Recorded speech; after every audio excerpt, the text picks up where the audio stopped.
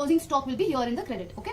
Now, whatever the purchases made, like raw materials and everything, these are the purchases should be entered in the debit column of trading account minus purchase written, and whatever direct expenses to wages and carriage inwards, everything direct wages are coming under the format of trading account. Okay. Now let's see the credit side of the trading account.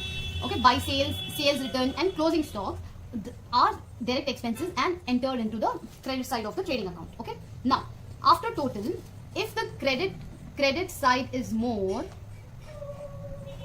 then there's a gross profit. Okay, it's a gross profit. If the debit side is more, it is a gross loss. Okay.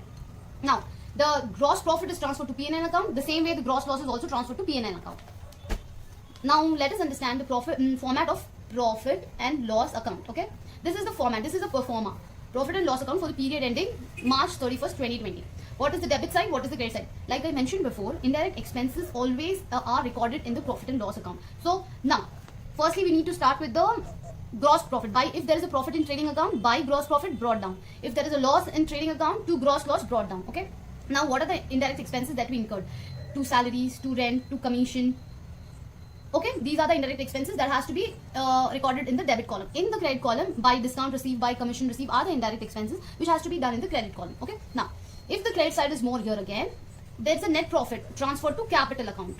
If the debit side is more here, it is a loss, net loss transferred to capital account. Okay. Now, so through profit and loss account, you get net profit and net loss. After you have got net profit and net loss, we need to make a balance sheet to know the financial position of the business. Okay, so this is the balance sheet. Okay, this liabilities and assets are already given in the trial balance. Okay, so the capital is given in the trial balance. Always to capital you should add the net profit. If it is net loss, you should deduct the net loss minus drawings and the total.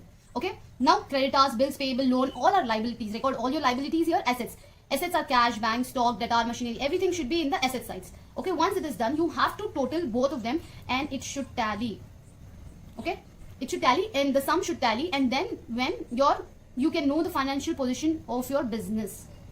So this is the basics of accounting, where you understand how to make trading account, profit and loss account, and